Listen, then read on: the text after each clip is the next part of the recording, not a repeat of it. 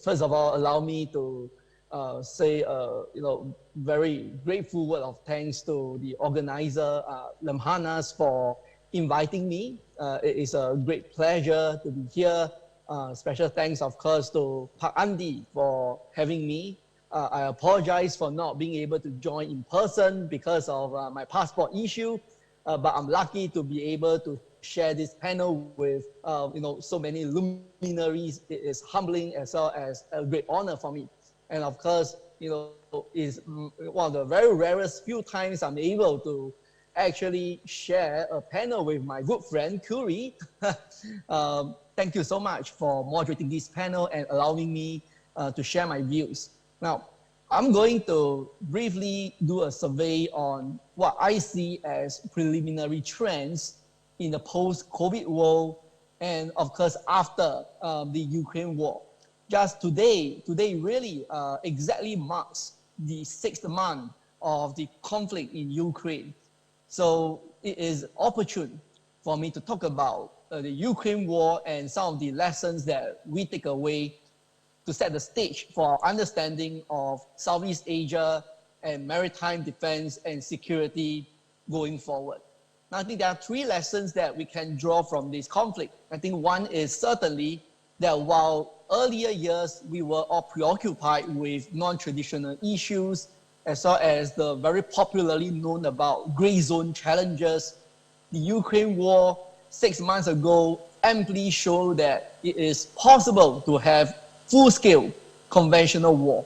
So it has never gone away.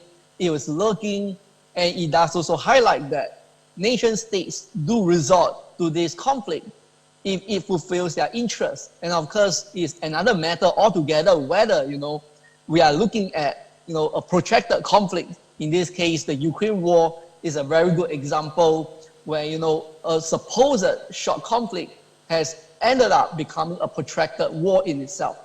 And of course, the second thing that I want to highlight here as an observation of the Ukraine war is that with the appropriate support, with appropriate morale, weapons, as well as training and leadership, it's possible for a weaker party to prevail on the battlefield against a stronger adversary, as what we saw in the case of what happened in the initial stages of the Ukraine war, with the conflict, the battle that revolved around the Ukraine capital of Kiev, right?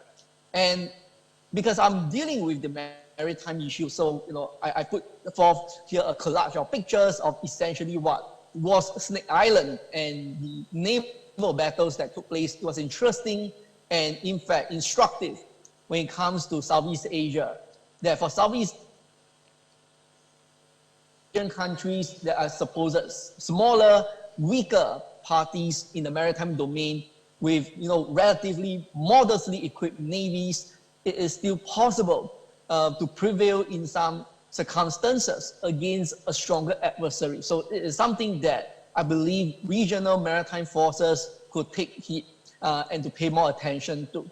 And of course, finally, the third observation I want to highlight here is that the war itself is debilitating when it comes to the overall long-term impact on anyone. We are not just talking about the impact on Russia or Ukraine, but we are talking about the wider impact on the global community when it comes to what we saw as the inflationary pressure that came about to add on to the pressures that were already in place after COVID-19.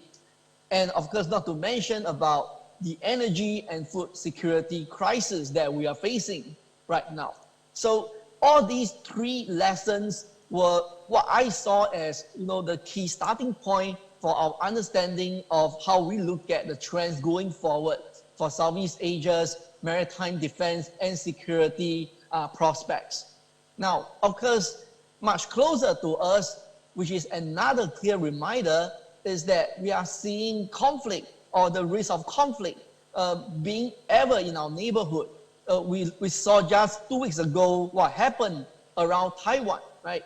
That the world is perhaps almost on the brink of a conflict over Taiwan, which some of the people were commenting that it is the 4th Taiwan Strait crisis, and this Taiwan Strait crisis is unprecedented in scale. compared to what happened in the 1990s. And that what I saw as pretty much brought the whole region much closer to a full-scale conflict in the Taiwan Strait without further, over-exaggerating the potentiality of such a prospect going forward. So while we in Southeast Asia are largely preoccupied with, non-traditional security issues, I think it is a clear reminder that while we are preoccupied with these daily issues, I think the preparation for war, peacetime conventional deterrence continue to be the bread and butter when it comes to Southeast Asia's navies in particular.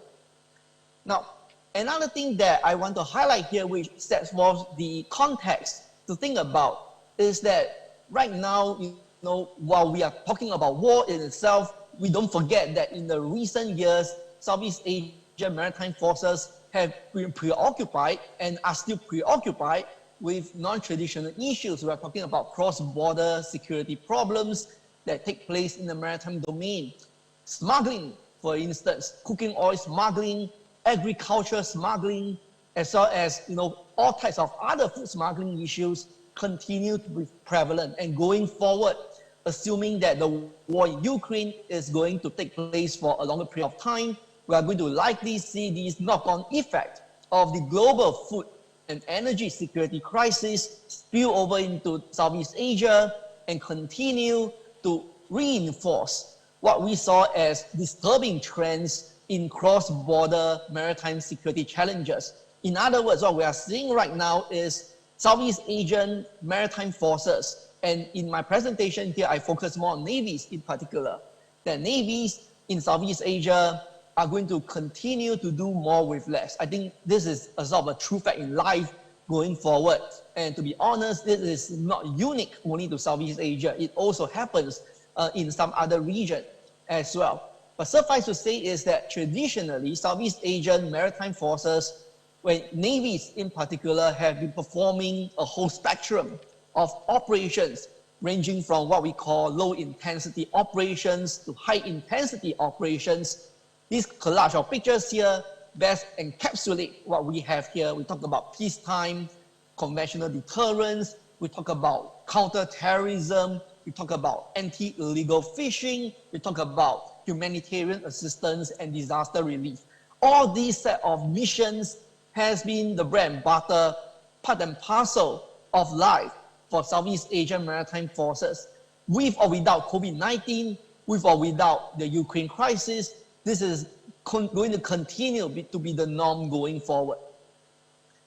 And allow me to highlight here that while at the same time, the most straightforward understanding is that given the range of challenges that Southeast Asian countries are going to face in the maritime domain, then the straightforward measure to undertake is to continue the build-up of one's maritime forces. I put forth here, what I saw as a very clear, trajectory that we are facing. That in Southeast Asia, just using select figures before and after COVID-19, I think it's clear that going forward, the debt burden is going to remain an issue. The debt burden is important to highlight here because if you recall, in the past 2 years, governments have been trying to focus more of their energies in putting up, subsidies to deal with, social security challenges emanating from unemployment, as well as other impact of COVID-19. And of course, to put more resources into improving public health care, which of course what we saw as going forward, governments are going to keep doing, right? However, at the same time, COVID-19 period also brought forth, the malaise when it comes to economic development. Revenues reduced drastically. At the same time, public expenditures increased, right? Which thereby led to the issue with fiscal and budget deficit in the countries. And going forward, it will take a few more years for the countries to bridge the deficit. And all the rosy pictures about economic rebound over the past 2 years, to me, appear to be overly optimistic for 2 reasons. One is that the very nice figures that we saw in terms of the growth year on year has very much to do with the fact that it started and was being compared to the low points of COVID-19. So when you compare that low points with COVID-19 period, obviously the increase is very huge. For example, some countries registered more than 200% increase in foreign tourist arrivals. And that is only because in the past 2 years, there has been very few tourist arrivals because of COVID-19. So going forward, the second trend is that the Ukraine war and the attendant impact of inflation, as well as food and energy crisis, is going to weigh down more heavily on these fiscal realities going forward. So in other words, it doesn't bode well for Southeast Asia's maritime forces. What we saw here going forward is fiscal austerity means that governments in the region are going to continue to put more focus on socio-economic betterment in the wake of COVID-19 and given the Ukraine war and economic impact. There will still be emphasis on subsidies and cash assistance, for example, and other measures like housing, as well as social security aid to think about. So therefore, it means that maritime forces are going to be the next in line to suffer when it comes to the amount of money that will be allocated. So we are talking about money allocated for maintenance of daily operations, but we are also referring to money that is allocated for new acquisition. And the second part is something that is more worrisome, considering that much of equipment in service with Southeast Asian maritime forces dated back as late as probably the 1990s at best, and going forward, by the time we reach the end of next year, it will be almost near 40 years old for each platform. And typically, a Navy ship could serve 40 to 50 years with good maintenance, but if you're not talking about good maintenance, then it does bring forth operational availability issues as well as safety issues. Now, not every country in Southeast Asia in the past 2 years have been able to engage in new acquisition. Indonesia is one of the rare few countries in Southeast Asia that has put forth rather comprehensive plans for its primary armament, alutsista modernization, frigates being a good instance. And of course, the Philippines being another example. For Indonesia, the drive towards building new capabilities has to do with pragmatic considerations like block obsolescence of equipment. But for the Philippines, it is largely driven by its concerns in the South China Sea. However, for the rest of Southeast Asia going forward, other than existing programs that were already put in place before COVID-19 and had already been allocated funding before that, implementation is still a problem. Look at the case of Thailand with the submarine program. It is now a problem due to lack of funding and the fact that government leaders and the Navy do really need to have some justification to make to the public to rationalize the need to buy such expensive platform at the potential expense of other social welfare like public health care as well as other social security aid in the wake of COVID-19, in the wake of the Ukraine war itself. So going forward, to conclude, I think we are faced here with the very mixed picture going forward when it comes to post-COVID-19 and post-Ukraine war, maritime security and defense build-up in the region. Not all countries are going to afford and be able to afford what they want, and very likely we are going to see in the next few years the navies in the region making do with whatever programs they already have in place, and they will face challenges fiscally in trying to find new programs to undertake. So going forward, I think a few recommendations to put forth, which of course some of that I addressed in my paper, which I hope you have a copy of it. But I think more importantly for maritime forces, it goes without saying that we need more, not less, interagency coordination and cooperation, considering that maritime forces like the navies and coast guards do face their own perennial funding problems. Given their existing finite pool of resources, it makes sense for them to work more closely together to deal with extant maritime security challenges. And finally, I think it also goes without saying that while we have here already a slate of cooperation in the region in maritime security. I have here, of course, minilaterals like the Malacca Strait Patrols and the Sulu Sea trilateral cooperative arrangements. These two are what I see as Southeast Asia's shining examples when it comes to maritime security cooperation.